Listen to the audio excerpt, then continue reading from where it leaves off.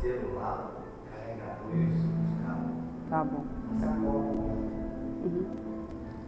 Tá ok? Gente, boa noite. Sejam todos bem-vindos. Vou só baixar aqui um pouquinho, um pouco alto.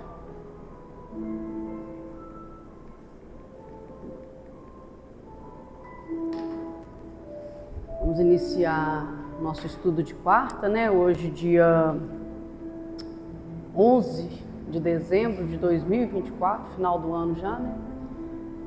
Nós vamos hoje, na quarta-feira, a gente faz o estudo do miudinho, né? E a gente está fazendo o estudo de uma parábola, acredito que continuaremos, né? Do mordomo infiel. Então, antes da gente dar início, vamos fazer a nossa prece, mantendo o nosso pensamento elevado, agradecendo a Deus, primeiramente, nosso Pai, a Jesus, nosso Mestre Maior, a Maria Santíssima e toda a espiritualidade,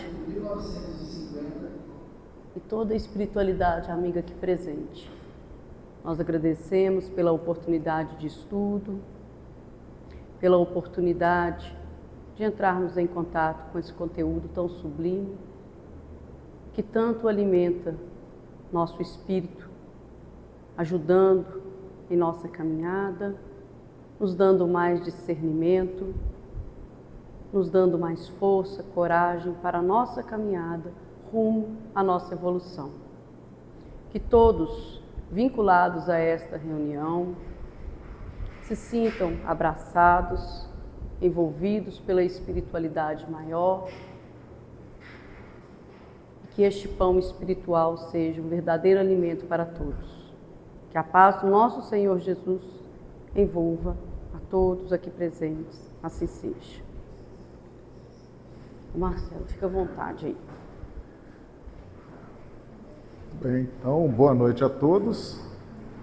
Estamos no Centro Espírita Francisco de Assis, aqui na rua Ozanã, número 319, bairro Ipiranga, em Belo Horizonte.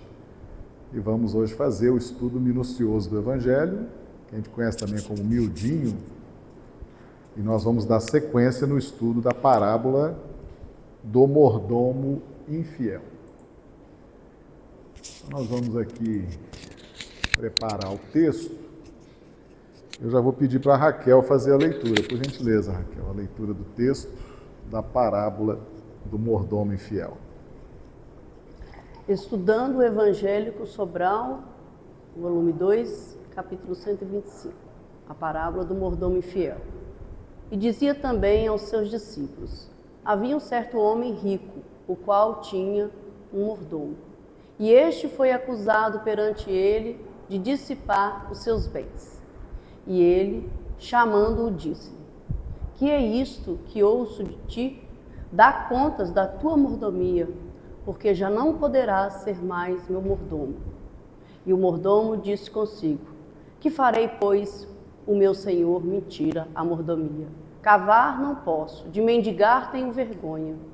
Eu sei o que hei de fazer para que, quando for desapossado da mordomia, me recebam em suas casas. E chamando a si cada um dos devedores do seu senhor, disse ao primeiro: quanto deves ao meu senhor?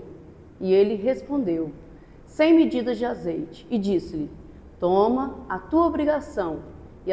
E assentando-te, já escreve 50. Disse depois a outro: e tu, quanto deves? E ele respondeu: 100 alqueires de trigo. E disse-lhe: toma a tua obrigação e escreve 80. E louvou aquele senhor, o injusto mordomo, por haver procedido prudentemente, porque os filhos deste mundo são mais prudentes na sua geração do que os filhos da luz. E eu vos digo: granjeai amigos com as riquezas da injustiça, para que, quando estas vos faltarem, vos recebam eles nos tabernáculos eternos. Quem é fiel no mínimo, também é fiel no muito. Quem é injusto no mínimo, também é injusto no muito. Pois, se nas riquezas injustas não fostes fiéis, quem vos confiarás as verdadeiras? E se no alheios não fostes fiéis, quem vos dará o que é vosso?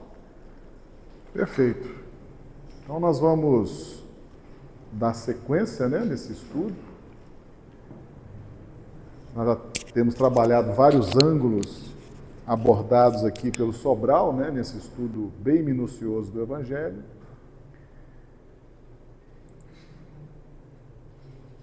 Já vimos a questão das riquezas da injustiça, né, na última semana. E vamos ver agora a questão da fidelidade no mínimo e da fidelidade no máximo. Tá?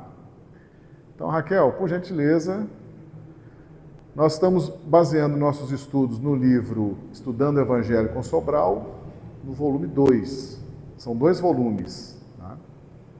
Aqui é o capítulo 125, a parábola do mordomo infiel. Está lá no Evangelho de Lucas, capítulo 16, versículos de 1 a 12. Então, Raquel, pode ler esse texto todo aí, por gentileza. No mínimo, tal mundo tem de passar, pelo menos para chegar ao mais. É o caminho da evolução. A princípio, o caminho é um trilho, determinismo. À medida que avança, ele se alarga. E na mesma proporção se amplia o livre-arbítrio, o direito de optar da criatura. Também é fiel no mundo. Se alguém se acostuma a agir com honestidade, faz disso um hábito, uma maneira de ser. Ora, se é fiel no mínimo, igualmente age assim com relação ao muito. O importante não é a importância dos valores com que lida, mas a lisura com que o faz. Para ele, o como é superior ao o que. O como define a conduta, o sistema de vida. Se atua desse modo, com o mínimo, está apto para que lhe seja confiado o muito. Está tendo bom aprendizado na escola da vida e sendo aprovado e promovida. Quem é injusto no mínimo. Eis a moda oriental de ensinar pela repetição, ora abordando o positivo, ora o negativo. Verso e reverso da lição, já que tudo possui 2 lados, 2 faces. Também é injusto no muito. Viciada em agir com desonestidade diante das pequenas coisas, com as grandes a pessoa também procederá assim. Daí a necessidade de educação. Os pais, por exemplo, estão se conduzindo bem quando procuram saber a procedência de tudo com que os filhos aparecem em casa. Se não for por algo justificado, as coisas, mesmo insignificantes, devem ser devolvidas ao seu legítimo dono. Para tanto, é indispensável o cultivo da verdade e um clima de confiança e liberdade entre os pais e filhos. Não é honesto tirar nenhuma simples folha de papel com a alegação de que se destina a uma instituição de caridade. Os fins não justificam os meios. Pois, já que, em conclusão, se nas riquezas injustas, já visto, não fostes fiéis, partindo do material para o espiritual. Lidar com as coisas transitórias é a oportunidade de aprendizado. Se somos infiéis com pouco, ou seja, com as coisas de reduzido valor, constitui, portanto, uma prova que nos exclui, por enquanto, de maiores responsabilidades, porque incapazes e, mais do que isso, desonestos, injustos. Perfeito. Vamos... Pode continuar, por gentileza. Quem? Deus, representado por suas leis eternas, não é uma pergunta, né? Deus, representado por suas leis eternas? Não, porque não nos confia carga superior às nossas forças. O próximo também não. Somente por meio da utilização correta das riquezas injustas, vamos nos credenciando para a posse das verdadeiras, o que já equivale à conquista de virtudes únicas, riquezas verdadeiras. Quem que não depende de ninguém, mas do próprio, de você, de mim, dele, no próprio exercício correto da função está a mecânica da aquisição de virtudes. No caso, somos os agentes da nossa própria edificação. Vos confiará, dar crédito, merecer confiança, depositar fé no futuro, porque, em decorrência da conduta presente, pergunta para melhor conscientização do problema. As verdadeiras riquezas são as virtudes, incorporam-se ao patrimônio do espírito imortal.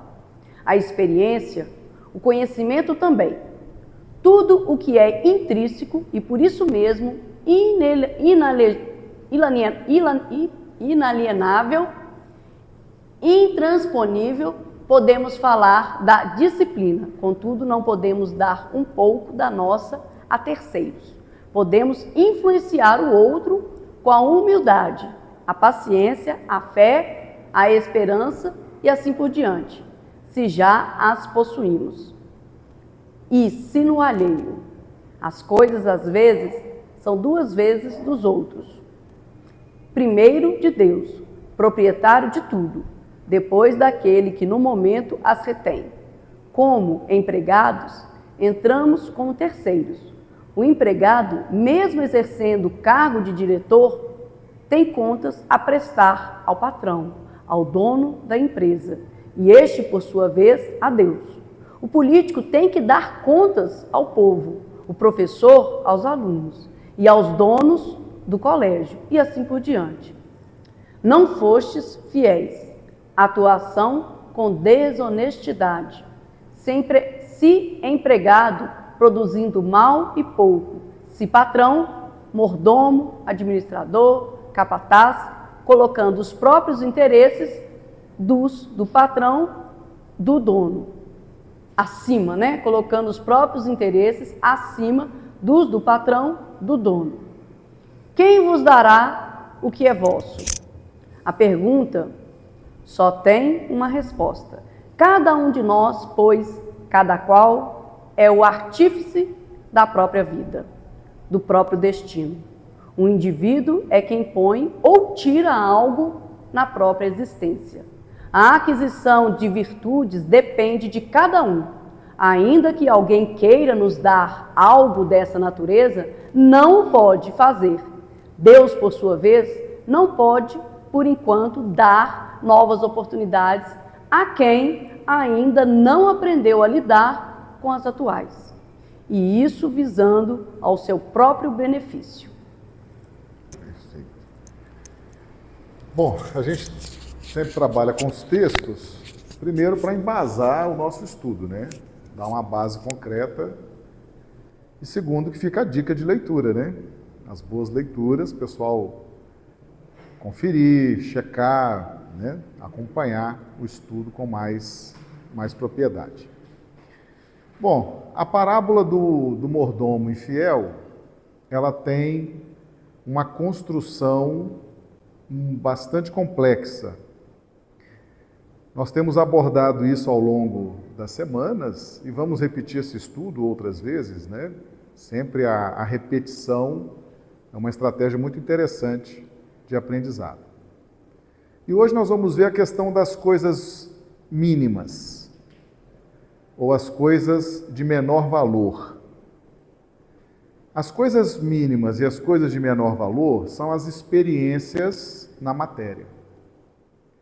As experiências no plano da crosta terrestre. As experiências de famílias consanguínea, de atividade profissional, de campo social.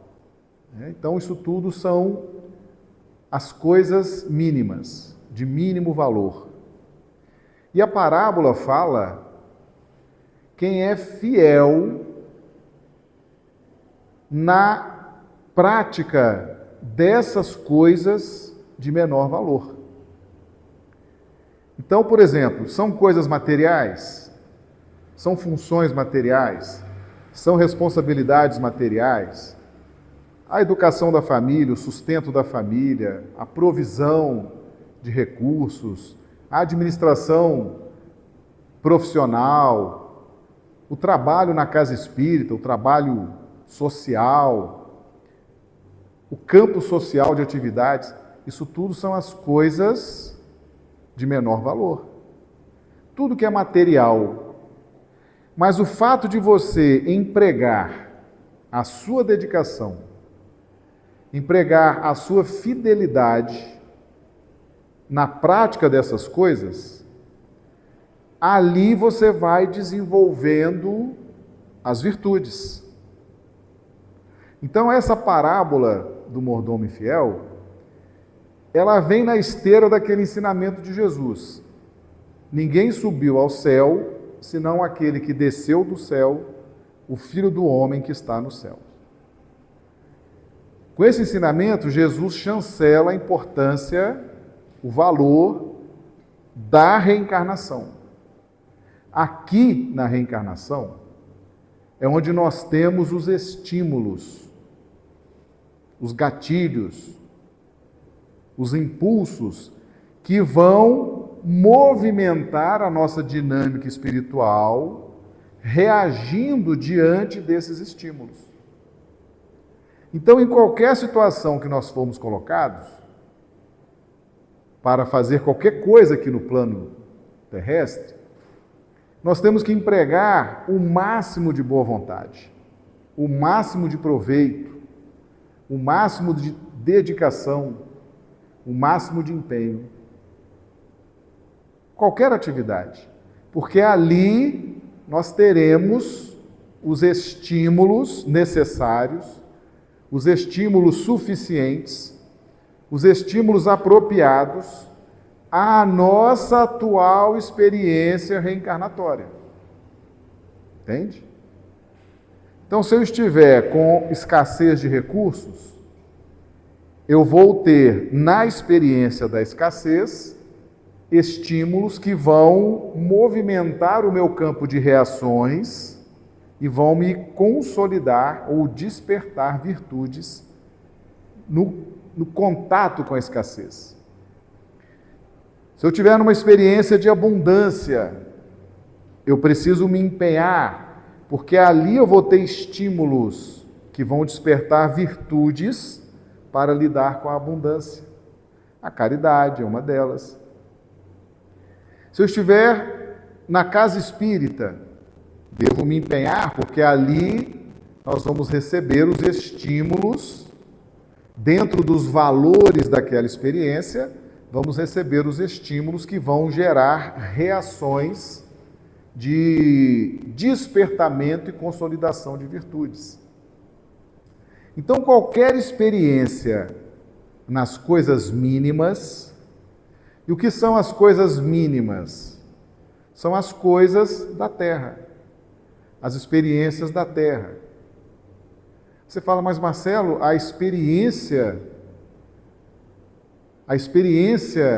na casa espírita pode ser considerada uma experiência mínima? Sim, é matéria, é uma reunião mediúnica, é o passe, é a palestra, é a gestão. Isso não é matéria? A mediunidade não é matéria? Não é essencialmente material?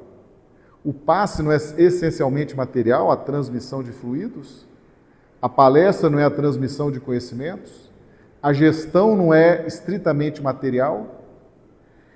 Mas a partir do momento em que eu me empenho, seja qual tarefa que eu estiver investido, quando eu começo a me empenhar, a valorizar, a entender os valores específicos daquela atividade e começo a buscar o despertamento, a consolidação dessas virtudes, aí eu demonstro que estou sendo fiel no mínimo.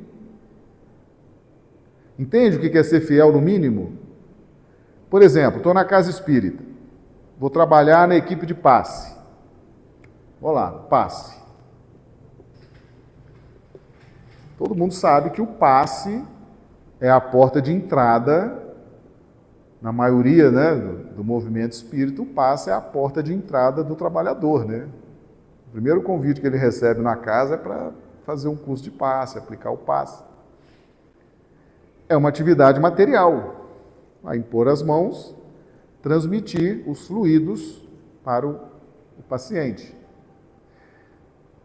Mas qual o valor que eu estou dando a essa atividade? Qual a importância que eu estou dando a essa atividade? Eu estou estudando o que é o passe?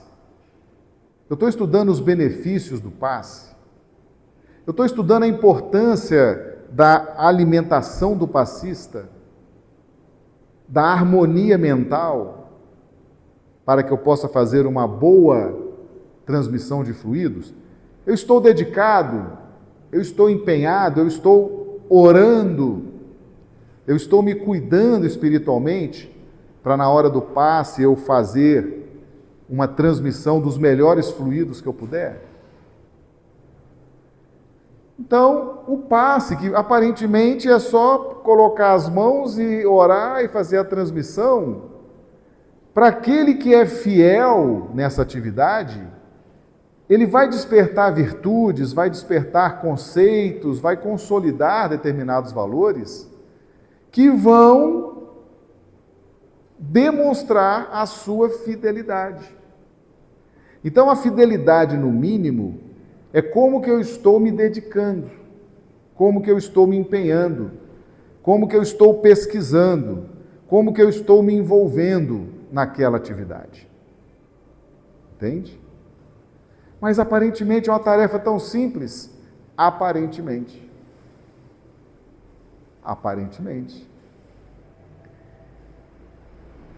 Então, quem não é fiel, no mínimo,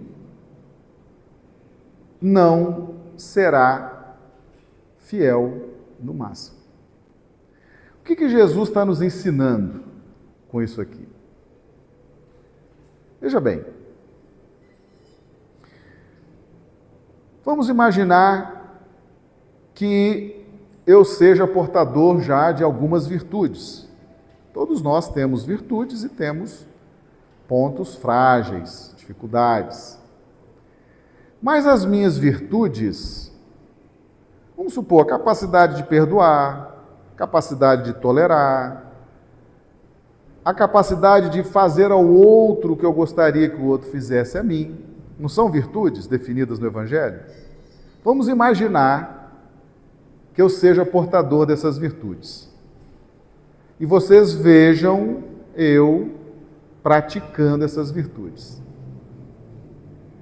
Eu pergunto para vocês, eu consigo transferir para vocês essas virtudes? Não. Não consigo. É o fim da parábola do mordomo infiel. Quem vos dará o que é vosso? Como que a virtude desperta esse potencial espiritual? Como que ele desperta na minha intimidade? Eu é que faço esse movimento de despertamento. No contato com as experiências da reencarnação. No contato com as circunstâncias. No contato com as pessoas definidas por Deus na experiência dessa encarnação. No contato com a profissão que Deus me deu nessa encarnação. Entende a importância das circunstâncias dessa encarnação? Na medida em que eu me empenho, que eu me esforço, quem é que vai promover o despertamento das virtudes descritas no Evangelho? Somente eu. Porque a circunstância pode estar ali. As pessoas podem estar ali. Combinamos, vamos reencarnar juntos e vamos nos ajudar no projeto de evolução espiritual. Está ali a família. Tem uns mais complicados, outros mais afinizados, outros mais indiferentes, mas é o grupo a quem eu me dedicarei para despertar as virtudes dentro dessa experiência. Está ali a minha profissão, está ali a minha casa de adoração, meu centro espírita, está ali o grupo social. Eu não estou cheio de circunstâncias definidas, pessoas definidas, locais definidos, experiências definidas. É ali que eu vou ter a potencialidade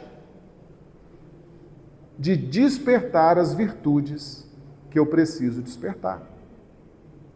Está tudo pré-estabelecido. Só depende agora do livre-arbítrio.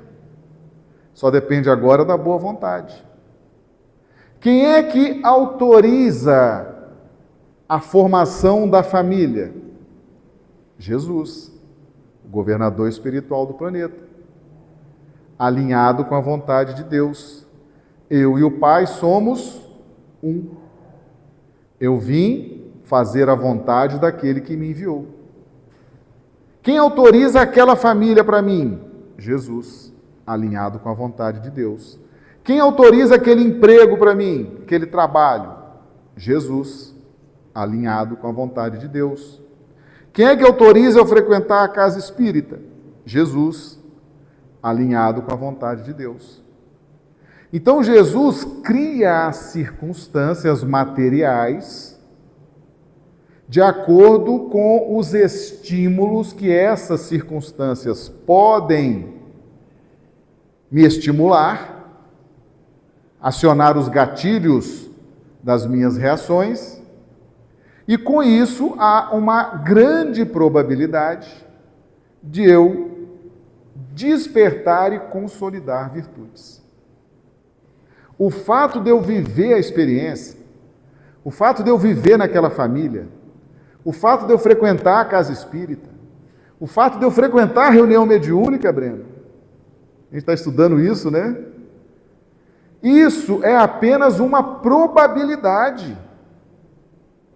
Entende? O que é probabilidade? As circunstâncias estão aí. Agora faça a sua parte. O que é fazer a sua parte? Seja fiel. Se dedique. Estude. Entenda os valores que envolvem aquela atividade. Quais são os valores? Honestidade? Quais são os valores? Pontualidade? Quais são os valores? Fraternidade? Quais são os valores? Harmonia de um trabalho em grupo? Quais são os valores morais que envolvem aquela atividade? O amparo mútuo? A cooperação? Então, quando eu busco entender esses valores e valorizo a oportunidade, eu provo para mim que eu sou fiel. Isso é que é a fidelidade que o Evangelho diz. É você valorizar a experiência, valorizar o seu emprego, valorizar a sua família, valorizar a casa espírita que você frequenta, valorizar o grupo social que te acolheu, dar valor, se empenhar, estudar, se interessar. E aí você vai mostrando para você que você é fiel nas experiências da matéria. Agora, se eu sou negligente, se eu sou relaxado, se eu sou indisciplinado, e as coisas estão na minha frente, a família, os negócios, a igreja, e eu sou indiferente a tudo isso, o que eu estou dizendo para a minha consciência? Estou sendo infiel. Quando eu sou infiel, eu me afasto da conexão com o divino. Aquelas circunstâncias não são autorizadas por Deus para o meu bem? Se eu sou indiferente a essas circunstâncias, eu estou me afastando é quando o mordomo é dispensado. O que o mordomo fez para ser dispensado? Ele se dispensou. Deus não dispensa ninguém. Ele se dispensou. Por quê? Porque ele foi negligente. Ele foi desinteressado. Ele não deu valor, não pesquisou, não estudou. Então ele vai se desconectando da vontade de Deus. Porque a vontade de Deus é sempre boa, agradável e perfeita. Aquela experiência é para ele evoluir. Ele está dando uma banana para a experiência. Está sendo negligente, está ignorando a experiência. Ele está se dispensando. Entende? E aí ele termina a experiência e a gente vê aqui no final, quem vos dará o que é vosso? Meus amigos, quem pode fazer o despertamento de uma virtude que está dentro de cada um de nós? Quem pode fazer isso?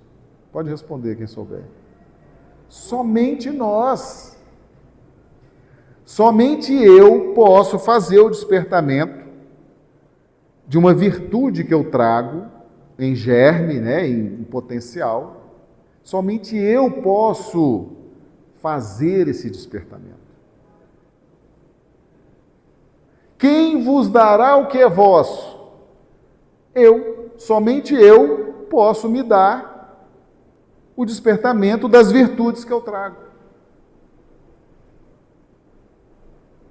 Antigamente tinha no movimento espírita, eu sempre gosto de trazer isso, no campo da mediunidade. Antigamente, eu não sei quem inventou essa história, mas se dizia o seguinte: o médium ostensivo não precisa estudar, porque quando ele incorpora o mentor, ele absorve as virtudes do mentor. Eu acho que quem inventou esse fake news devia ser um médium ostensivo, absurdamente preguiçoso e relaxado, né? Não queria frequentar o centro, não queria estudar, não queria nada, só queria ir para a reunião mediúnica e viver ali, conviver com o transe, com o fenômeno. Então foram surgindo essas teorias maquiavélicas, né? Não, eu incorporo o mentor, ali eu evoluo, eu estou evoluindo, porque há uma sinergia minha com o mentor. Isso, durante um tempo, os médiuns justificavam a sua preguiça de estudo com essa teoria. Mas, graças a Deus, isso acabou, né? Hoje já está superado, hoje isso não cola mais. Por quê? Porque não há possibilidade de transferência de virtudes. A virtude é sua, somente sua, você não transfere. O que você pode fazer é influenciar. Vamos supor que você seja uma pessoa muito bondosa, com uma grande capacidade de perdoar. As pessoas vão vendo você perdoar, você vai gerar algum tipo de influência, não vai? Falar, nossa, machucaram ele, ofenderam, magoaram, e ele perdoa de boa. Olha que interessante, né? Não é uma influência, mas não passa de uma influência. A pessoa que está sendo influenciada por você, acaba ali a influência. Pode ser que ela não consiga perdoar, que ela continue não conseguindo perdoar. Por quê? Porque para ela ter essa capacidade de perdoar, ela vai ter que fazer o despertamento da virtude do perdão. Entende?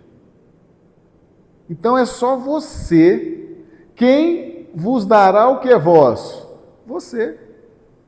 Só você, com a sua dedicação, com o seu entendimento, com o seu esforço, somente você pode te dar a evolução espiritual que você almeja, que você precisa, que você sonha em alcançar.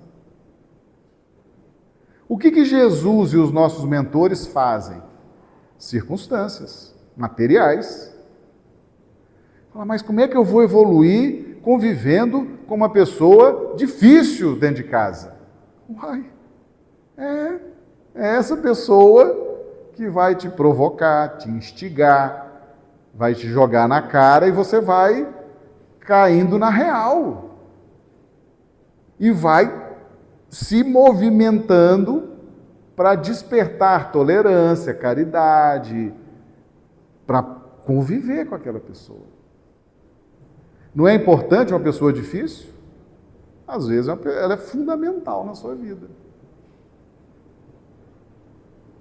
Às vezes um trabalho difícil, cheio de metas, cheio de pressões, às vezes é fundamental para você trabalhar a persistência, o argumento, a criatividade. Então, as circunstâncias materiais, essas circunstâncias, existe uma ciência por trás delas. E Jesus domina essa ciência. E os nossos mentores também dominam. Então, eles sabem o que aquela pessoa pode me ajudar na minha dificuldade. Então, eles deixam a pessoa do meu lado. Sabe que qualquer hora ela vai jogar uma verdade na minha cara, ela vai dizer, ela vai fazer, vai acontecer. E aquilo vai gerar um gatilho, não vai? Eu não vou ter que reagir? E é nessa hora de reagir que eu vou despertar a virtude. Entende? A gente desperta as virtudes principalmente nas nossas reações, porque as nossas reações, elas vêm muito carregadas de emoções. Quando uma pessoa te instiga, te provoca, você sente uma emoção, não sente? Não é mais forte do que quando você vai agir? Normalmente, quando você vai agir, você usa muito o cálculo, né? O raciocínio, você planeja. Tantos passos para a direita, tantos passos para a esquerda, subo a escada, abro a porta, entro, sento, tomo uma água, um café e espero a pessoa chegar. Teve emoção nisso?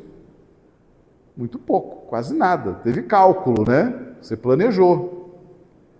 Agora, quando você é provocado, quando você é instigado, quando você é desafiado, você se emociona, não se emociona? Então, nessa ambiência da emoção, se você tiver uma preparação, um estudo, um equilíbrio, você banha a virtude na emoção. E sabe qual é o efeito disso? Memorização.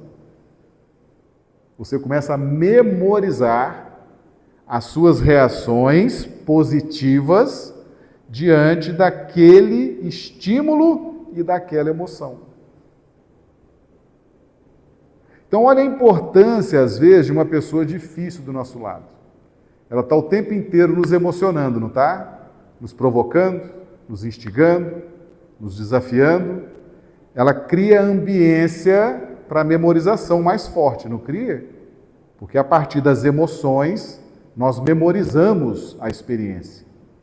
Então, se você, emocionado com o estímulo que vem do outro, se você começa a reagir nas pautas do Evangelho, você começa a memorizar com mais intensidade, porque você juntou emoção e as balizas do Evangelho, que você decidiu aplicar. Você vai criando um volume de registros de emoção, afeto e raciocínio, e em pouco tempo aquilo se consolida como virtude conquistada. Alguém pode fazer isso por você? Só você pode fazer isso. Depois que você se emocionou, você está somente com você. Você é o seu melhor amigo ou você é o seu pior inimigo. Entendemos o que significa? Quem vos dará o que é vosso se você não for fiel? Ninguém. O que Jesus, o que os mentores podem fazer? Criar as circunstâncias, porque eles dominam essa ciência. mas tem o livre-arbítrio, tem o empenho individual, tem a boa vontade. E isso é só você que pode fazer. Entende? Então, se nós não formos fiéis nas pequenas coisas, eu preciso pegar essa cadeira e colocá-la naquele canto. Então, eu já vou aqui calcular. Olha, essa cadeira tem que dar um espaço, porque as pessoas vão passar. Aparentemente é simples, né? Pegar uma cadeira e pôr ali. Mas não tem uma ciência por trás, mínima que seja, né? Aí você alinha as cadeiras, cria uma estética agradável, dá a distância para que as pessoas se sentem confortavelmente, cria aqui uma distância para que não haja um obstáculo na passagem do vão. Você valorizou a experiência, não valorizou? Está vendo o que é ser fiel? Uma coisa simples, pegar uma cadeira aqui e colocar ali. Mas você uniu estética, mecânica, sabedoria, dinâmica. Foi fiel ou não foi? Foi. E você vai sendo fiel no posicionamento de uma cadeira. Você vai sendo fiel na gestão da casa espírita. Você vai sendo fiel na aplicação do passe. Você vai sendo fiel, vai sendo fiel, vai sendo fiel. Você começa a despertar virtudes, autoconfiança, e você começa a dar a você essa maior probabilidade de cada vez mais despertar e consolidar virtudes. Agora, se eu trato as coisas da matéria com corrupção, com desleixo, né? Com individualismo, com egoísmo, com interesses pessoais, eu estou sendo infiel, não estou? Estou sendo infiel. E quando eu sou infiel nas coisas da matéria, eu não consigo despertar as virtudes. Se eu sou desonesto com as coisas da matéria, eu serei desonesto com as coisas do Espírito. Isso que o Sobral está dizendo aqui, ó. Tá? Se eu sou infiel no meu trabalho, eu estou demonstrando uma fraqueza espiritual, não estou? Não estou dando o valor que a experiência material precisa. Às vezes tem pessoas precisando daquele trabalho. Tem pessoas precisando daquele produto. Tem pessoas precisando daquele serviço. E eu não dou importância. Não me dedico. Não faço esforços. Estou sendo infiel, não estou? E isso vai refletir nas coisas do Espírito. Você acha que se eu sou infiel nas coisas da matéria, eu serei fiel nas relações interpessoais? Difícil. Difícil. Percebe como uma coisa está ligada com a outra? Você fala, não, a matéria eu posso fazer de qualquer jeito, isso é matéria, isso é coisa de menor importância. Não, aí que você se engana.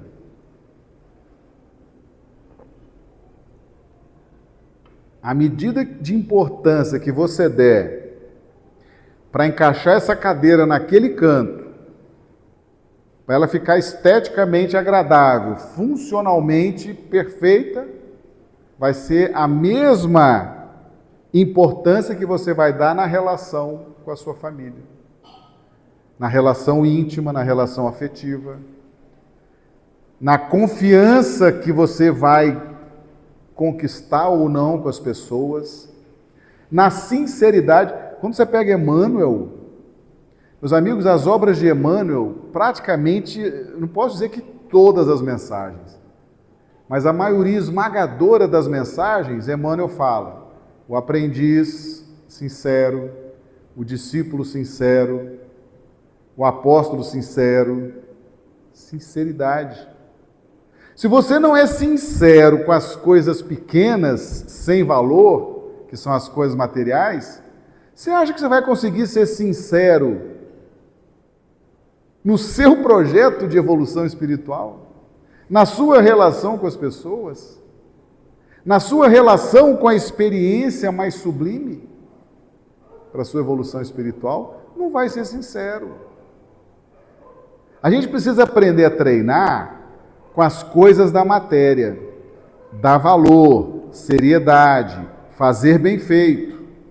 Ali você vai despertando as suas virtudes.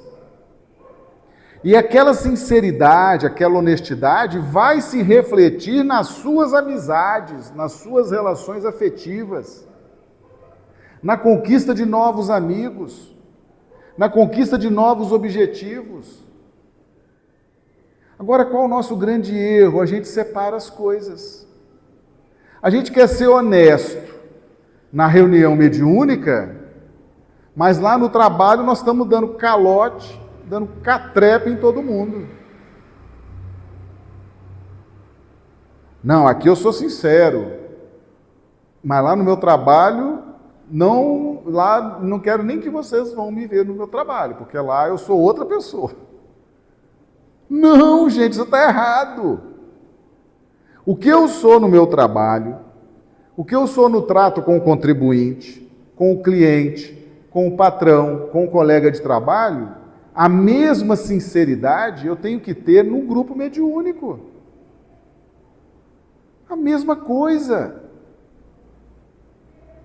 Entende? Ah, não, centro espírita, nada é obrigado, a gente vai se quiser, quando quiser, na hora que puder. Não, mas lá na minha profissão, lá eu sou pontual, faço tudo, bato minhas metas. Será? Será que você está fazendo essa separação? Lá fora você está sendo dedicado, empenhado, e aqui dentro você vem para dar uma relaxada, uma descansada? É possível separar essas duas coisas, gente? Não é possível. A parábola do mordomo infiel está nos dizendo, não é possível. Se você está sendo perfeito lá fora, empenhado, dedicado, e você não está sendo perfeito e dedicado aqui, está faltando. Está faltando, porque aqui também é uma experiência material. Entende? Tem que ser dedicado em tudo. Tem que ser empenhado em tudo. Todas as experiências, você não pode descartar as experiências. Percebe? Ah, não, lá na minha profissão eu sou perfeito. Já ganhei medalhas, troféus, condecorações, já bati as metas, ganhei gratificações, mas eu estou na reunião mediúnica, mas não vou estudar. Não gosto de estudar. Não quero me empenhar. Não quero me esforçar. Está valendo alguma coisa isso? Não, você continua o mordomo infiel. Por quê? Porque a reunião mediúnica faz parte do conjunto das suas experiências. Não adianta dedicar lá e não dedicar aqui. Você continua não dedicando. Percebe? Qualquer experiência que a gente tiver, qualquer uma. Vamos supor que a pessoa está com 5 experiências fundamentais. Família, trabalho, casa espírita, grupo social. Tem que dedicar o mesmo em todas. Todas. Ainda mais no centro espírita, que é tudo muito no livre-arbítrio, né? Um respeito muito grande pela liberdade. Ali que você tem que dar o melhor mesmo, porque não vai ter ninguém para te cobrar, não vai ter ninguém para te apurrinhar o juízo. Lá no seu trabalho tem o chefe, não tem? Ai de você se não bater o ponto, ou se gritar lá com alguém, vai vir pancada, vai vir punição. Então, qualquer experiência que nós estivermos vivendo, vamos supor que você tenha 3 ou 4 ou 5 experiências fundamentais. Você elegeu Você está na casa espírita, família, trabalho e um grupo social. 4 pontos chaves. Se dedique ao máximo a todos eles. Porque esse conjunto de experiências, uma vai criando sinergia com a outra, entendeu? Uma vai criando sinergia com a outra. E elas vão formalizando, vão construindo, vão despertando essas virtudes. Quem é que pode fazer o despertamento das virtudes em você? Somente você.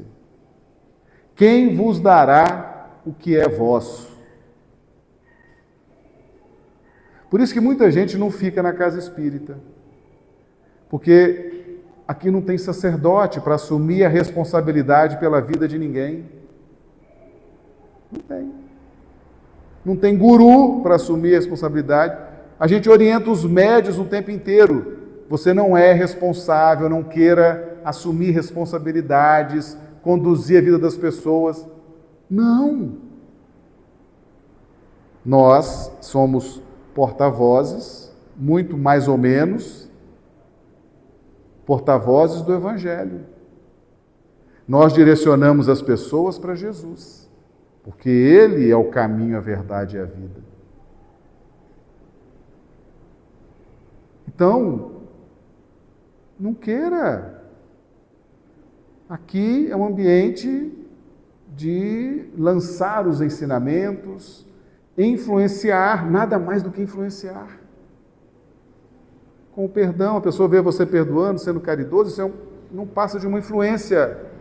Não queira dominar, conduzir, manipular as pessoas. Por quê? Porque a gente não transfere virtudes, gente. A gente não transfere virtudes. Se eu me achar virtuoso e abraçar o grupo e dizer, vocês vão ter as mesmas virtudes minhas, eu vou quebrar a cara. Eu não vou conseguir fazer isso. Entende? O máximo que a gente pode fazer é influenciar com as virtudes que já despertamos. E ponto final. Muitos de nós, no movimento espírita, queremos abraçar, forçar as pessoas a despertar virtudes. Não funciona assim. Mesma coisa os defeitos. Vamos supor que eu tenho uma dificuldade muito grande de perdoar uma pessoa.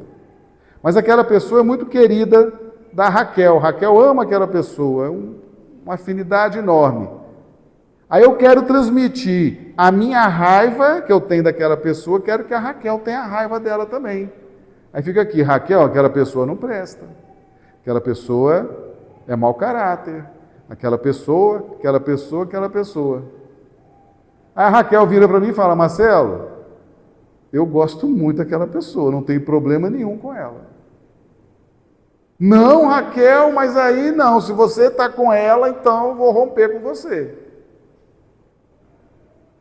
Aí eu me afasto da Raquel, porque eu queria transmitir o meu ódio que eu tenho do José. Eu tenho um ódio do José, quero transferir o ódio, quero que a Raquel tenha ódio do José. Ela não tem ódio do José, agora eu estou com raiva dela. Não tem gente que é assim? Fica de mal, né? Fica de malzinho um com o outro, porque os meus inimigos, quero que todo mundo seja inimigo do meu inimigo. Não acontece isso por aí? Não caia nessa armadilha. Se você está com uma dificuldade, se você tem um problema, não queira transmitir isso, você não transfere isso. Mesma coisa, você não transfere virtudes. Isso aí, gente, quando a gente estuda o Evangelho com profundidade, isso pacifica o coração da gente. Pacifica. O máximo que nós podemos fazer pelas pessoas é dar bons exemplos. Demonstrar com sinceridade as virtudes já conquistadas. E esperar que elas façam os movimentos que compete a elas fazer para o despertamento dessas virtudes. Seja fiel nas coisas da matéria. Valorize sua família, valorize a casa espírita que te acolheu, valorize o trabalho profissional que Deus colocou no seu caminho, valorize o grupo de amigos que Deus... Valorize, porque é ali que você vai despertar as suas virtudes. Questão 22A do Livro dos Espíritos, o que é a matéria? Matéria é o laço que prende o espírito. Prende para quê, gente? Para impulsionar na evolução. Lembra que nós já trabalhamos isso aqui, esse conceito? A família te prende, o trabalho te prende, a casa espírita te prende. Prende para quê? Para te punir? Para te torturar? Não! Prende, reduz visão, memória, para focar na experiência, para te fazer crescer, evoluir. Questão 22A do Livro dos Espíritos. Matéria é o laço que prende o espírito. Prende para focar, para você ter foco, para você ter objetivo, para você não pegar outros caminhos. Então ela te prende ali, para te ajudar na evolução. Parábola do mordomo infiel. Seja fiel nas coisas da matéria, ali você desperta as virtudes e ali depois você vai cada vez mais. Aquele que muito tem, muito lhe será dado, não é verdade? E aí, quanto mais virtudes, quanto mais luz, quanto mais evolução, maior a nossa alegria, maior o nosso bem-estar. Não é verdade? Tranquilo para todo mundo? Ô Marcelo, só fazer um comentário aqui rapidinho. Então, no final das contas, o grande objetivo de tudo que a gente vive, não é a coisa em si, não é fazer em si. Né? O fazer em si seria o meio, mas o grande objetivo é o despertamento de virtude. É o como você faz, é o coração, a vontade, o empenho. Não é, né? É a intenção. Qual a minha intenção? Qual o meu sentimento? Como que eu estou fazendo isso? É isso que importa.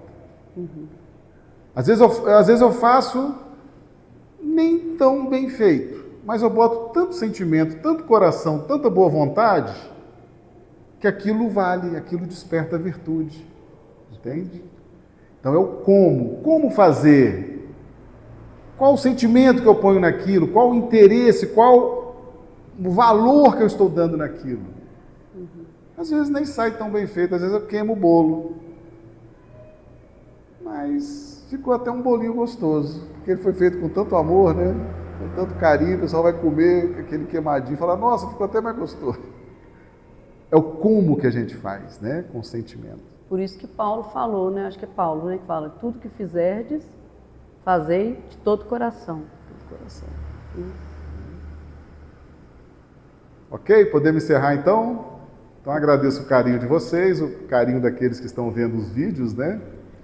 Nós estaremos sempre levando a vocês os nossos estudos aqui. É uma casa muito dedicada aos estudos. Vale a pena acompanhar os estudos que estão sendo gravados, estão sendo transmitidos aí com muito carinho pela equipe aqui da Casa de Francisco. A gente vai se despedindo então.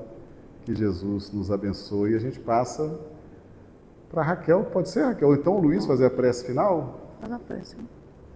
Tá. Fazer a prece aqui.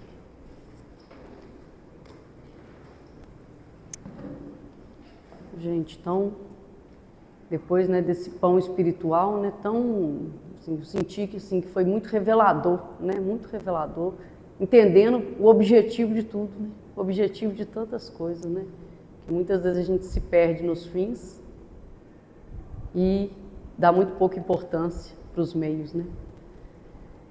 Então, é o como que é o mais importante. Então, nessas vibrações, vamos manter o nosso pensamento elevado, agradecendo a Deus, nosso Pai, a Jesus, nosso Mestre, a Maria Santíssima e toda a espiritualidade amiga que permitiu que entrássemos em contato com este conhecimento, com este conteúdo tão revelador, tão cheio de discernimento, para contribuir com a nossa jornada evolutiva, fortalecendo a nossa vontade, o nosso discernimento, a nossa vigilância, para que possamos olhar melhor para a maneira como temos feito todas as coisas, temos atravessado as experiências evolutivas. Obrigada, obrigada à espiritualidade. E fortaleça a nossa casa, fortaleça a nossa vontade de estudo, fortaleça o nosso grupo, para que possamos perseverar nessa busca que todos nós nos encontramos. Que a paz do nosso Senhor Jesus Cristo envolva a todos, assim seja.